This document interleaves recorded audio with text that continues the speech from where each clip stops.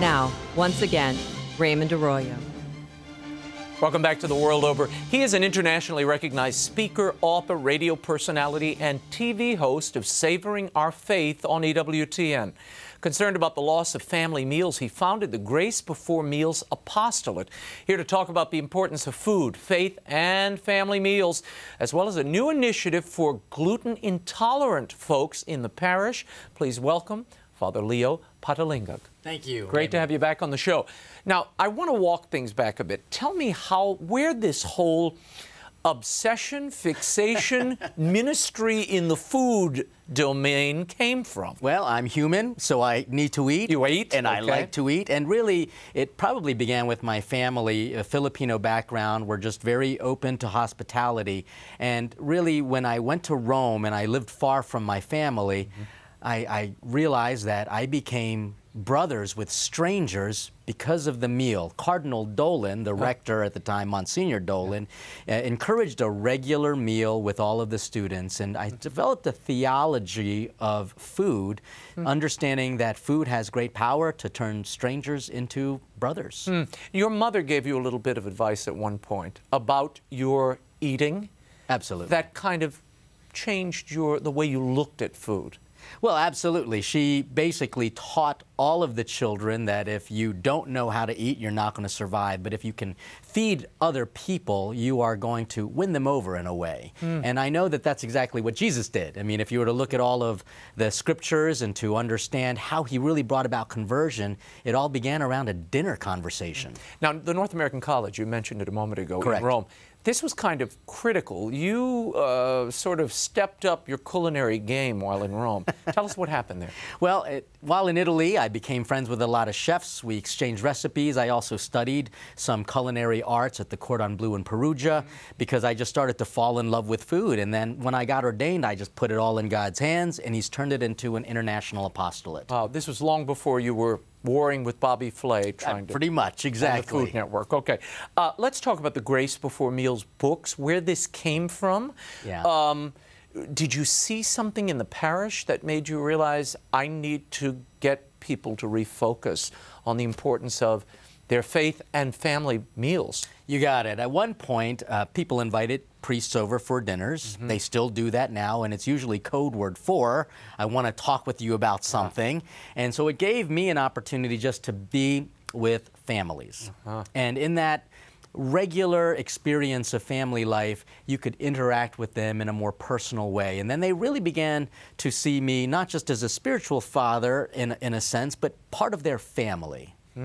Tell me, you found this apostolate, and there is real data to show the great advantages for having the family meal. Now, I was looking at something the other day. 60 years ago, the family meal lasted 90 minutes. Today, it's less than 12. Yeah. What are the ramifications of that? We bought into the fast food mentality. And that fast food mentality basically says, I don't have enough time for my family, and time is money. And if we don't invest this time, our families are going to break up. The CASA research, the Center of Addictions for Substance Abuse, they basically give common sense to what we've always known as a Catholic Church. You've got to take time for your family. If not, you're going to increase addiction rates for suicide, drug and alcohol abuse, and it's known that if you actually have a regular meal with your family, you improve your teenagers' SAT scores. So really? Eat with your everybody family. Eat up. And you also are an advocate of having the kids join the parents in the preparation for the meal. Yeah, this might sound very basic, but if you give your children a fish they eat for the day, if you teach them how, then they survive for the lifetime. And these are all very commonsensical things, but unfortunately in the fast-paced world, common sense isn't so common. Tell me about this new initiative you've launched, something called GIFT. Yes. Tell us what that stands for. Well, I'm starting to realize that the devil wants nothing more to keep people away from communion. And one way that happens is by giving people fear with the gluten intolerance. Now, I had to take this seriously as a parish priest and worked in a parish for many years, seeing an increased number of people with intolerance. Why? So, why are they all intolerant all of a sudden? We never had this when I was a kid. Isn't that amazing? Well, part of it has to do with a lot of the GMOs and just altered foods that we have, and it's starting to bite us back. And so what we decided was to create simply a vessel that hooks onto existing ciboria, and all you do is just keep the host separate. And with this vessel, and it's called gluten-intolerant faithful Thanksgiving, we give all parishioners with this condition related to gluten intolerances, even celiac disease, an opportunity to receive communion faithfully and without fear. So it's kind of a little adjunct, it's an attachment that hangs on the end of the ciborium. Either on the end, on the inside or in the outside, and basically on any type of vessel, so people don't have to get a whole new set. And this was your idea?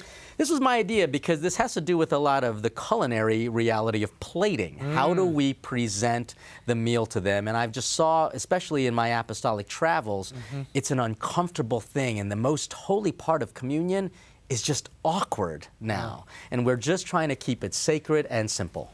Some priests that I was exchanging emails about this earlier in the week said, well, why not just let the people who are glucose intolerant take the precious blood? Well, people do that. Gluten intolerance. Yeah, right. no, people do that. However, some parishes don't offer the precious blood. And this is going to sound a little, you know, awkward, but some people don't want to receive just because it shares with other people. This just gives them a little bit more of a sacred approach to receiving Holy Communion. Tell me what's next for you. What are you working on?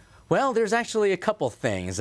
People have invited me to do more talks and presentations. I do a lot of clergy convocations, but there's also something in the works for even a traveling show with Savoring Our Faith in EWTN. Oh, well, good. We'll look forward to that. Father Leo, Thank you. Thanks for being here. Blessing. You can find out more about the gift vessel as well as Father Leo's Grace Before Meals by visiting his website, gracebeforemeals.com. And, of course, his books and series are available from the EWTN Religious Catalog.